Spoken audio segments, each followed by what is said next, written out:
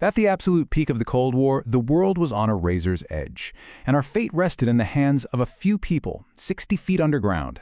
So today, let's dive into one of the most perplexing and, frankly, terrifying incidents in all of U.S. military history. A moment when our most powerful weapons just went dark. So, what's with the number 10?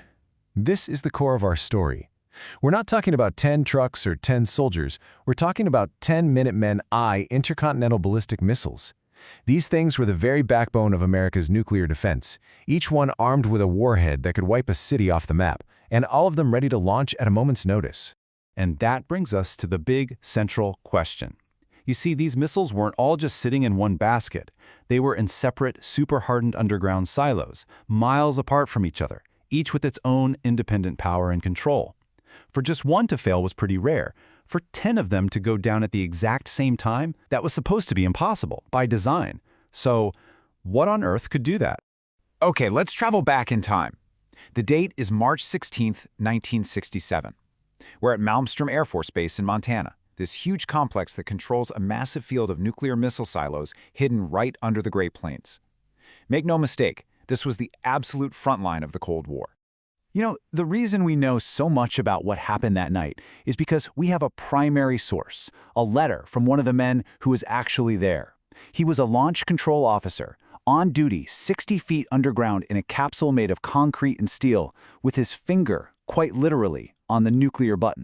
And the story he tells is, well, it's chilling. It all kicks off with a call from a guard up on the surface about some weird lights in the sky. It gets dismissed. But then another call comes through. And this time the guard is frantic, describing this glowing, reddish object hovering right outside the front gate. And while the guard is still on the phone trying to describe this thing, alarms just start screaming inside the control capsule. One by one, in quick succession, their missiles are going dark. And here's the kicker. As the witness himself wrote down, this had never happened before, for any reason. There was no known malfunction, no power surge, absolutely nothing in their training manuals that could explain how 10 separate missile systems could all fail at the exact same time. The engineers were completely baffled. Okay, so we've covered what happened, but the who in this story is just as important. Let's take a closer look at the officer at the heart of all this, and his incredible journey from being sworn to secrecy to eventually testifying before Congress. So the man in that underground capsule, the witness, was Captain Robert Salas.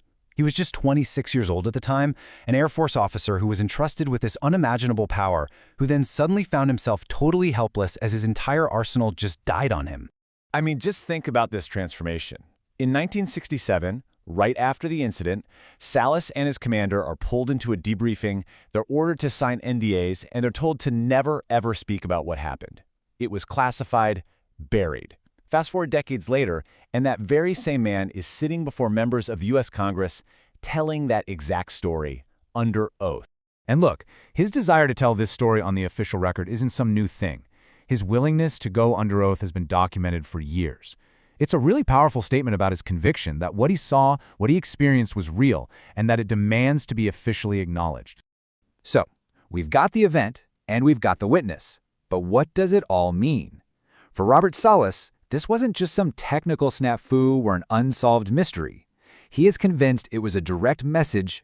During the conversation with Congresswoman Nancy Mace, Salas put his theory into some startlingly blunt terms. He believes that whoever was controlling that craft was looking down at humanity's nuclear weapons and basically saying, "What on earth are you people doing with these things?"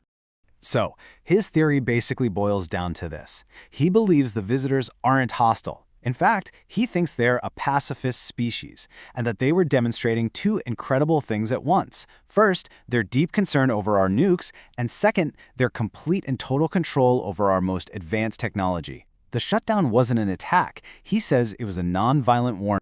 And he even gets into the nuts and bolts of how he thinks they pulled it off, based on what investigators supposedly found. He claims a very specific intermittent electrical pulse targeted a key part of the guidance system called the logic coupler. This pulse was just precise enough to trigger a fault and shut the missile down, but it wasn't powerful enough to actually fry any of the sensitive electronics. Pretty surgical. And this is a key piece of the puzzle, the one detail that really supports his whole message, not an attack theory. If the goal was to actually destroy our nuclear capability, they could have, but nothing was actually damaged. In fact, all 10 missiles were brought back to full alert status within just a day. It suggests the whole thing was a temporary and totally reversible action. So here we are, decades later, and the Malmstrom incident is still one of the most compelling and, frankly, well-documented cases in UFO lore. It leaves us with these profound questions, not just about UFOs, but about our own technology, our national security, and maybe, just maybe, our place in the universe. So let's just break this all down really clearly. On one side, you have the core claims, the things that are alleged to have happened. Guards saw a glowing red UFO. 10 nuclear missiles went offline at once. A specific tiny component failed, and the whole thing was immediately classified. Then, on the other side, you have the interpretation, the one championed by Robert Salas, that this was all a deliberate, non-hostile message from an advanced intelligence, showing us they were worried about our weapons. So what really happened out there in Montana back in 1967? Was it just a 1 in a billion technological glitch that got covered up to hide a critical weakness from the Soviets?